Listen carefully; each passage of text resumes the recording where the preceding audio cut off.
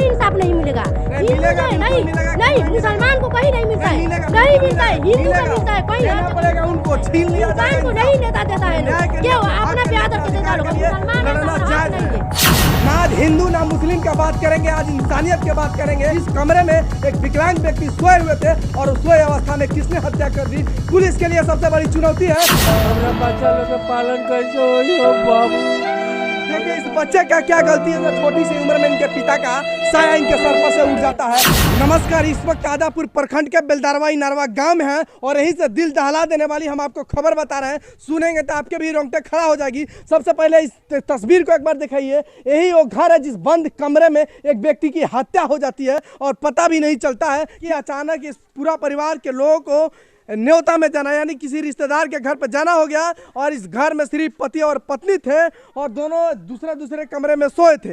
लेकिन उसी रात पति की हत्या हो जाती है और बताया जा रहा है कि इसी रास्ते से जो है कि अपराधी चढ़ जाते हैं और घर के अंदर जाके उनकी हत्या कर देते हैं। लेकिन पूरा मामला क्या है, चलते हैं इन परिवार के लोगों से जानेंगे और पूरी मामला आपको साफ करके बताएंगे आखिर घटना किस तरह से है। लेकिन आपको बता दें कि लूटपाट के नियत से, और हालांकि इन लोगों का कहना है कि घर में कुछ पैसा भी था और उसी पैसा को भी चुरा लिया गया है और उनकी हत्या भी कर दी गई है। लेकिन इस बंद कमरे में उनकी हत्या कैसे हो जाती है, अभी तक प्रशासन कोई कार्रवाई नहीं कर पाया है। हालांकि मामला 24 घंटा पूरा होने जा रहा है, लेकिन कहीं ना कहीं प्रशासन के लिए भी चुनौती है कि प्रशासन कब तक इस मामले को सुलझा पाती है कि ये घर में जब पति पत्नी थे और वो भी अलग अलग कमरे में सोए हुए थे, लेकिन फिर कैसे हत्या हो जाती है। हालांकि उस घर का हम दृश्य भी दिखाएंगे और यही जो दरवाजा है, जिस दरवाजा पे ताला लॉक था, लेकिन जब उनकी पत्नी दूसरे घर से निकली तो देखी कि इस घर पर ताला लॉक है और हमारे पति जो है कि गिरे हुए हैं।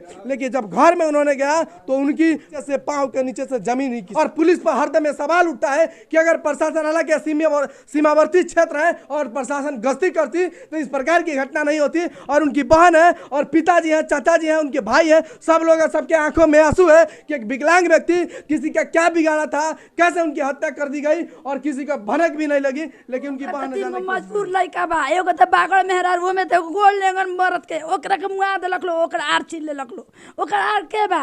अरे पिलुआ पड़ेगा तुम लोग को, कीड़ा पड़ेगा तुम लोग ऐसा हरकत करते हो कि एक विकलांग व्यक्ति जिनकी पत्नी है वो भी बहरी है ना। बागड़ बा ऊंचा सुनेला सब करम से बाटे, उ ना सुनी तू चाहते बरा नटी ताप मुआ दी तो घरवा में ऊंचा सुनेला कितनो चिलेबन ना सुनाई। अच्छा 3 बच्चे भी हैं? हाँ, 2 लड़का 2 लड़की एगो लड़का। अब उनके बच्चे का परवरिश कौन करेगा?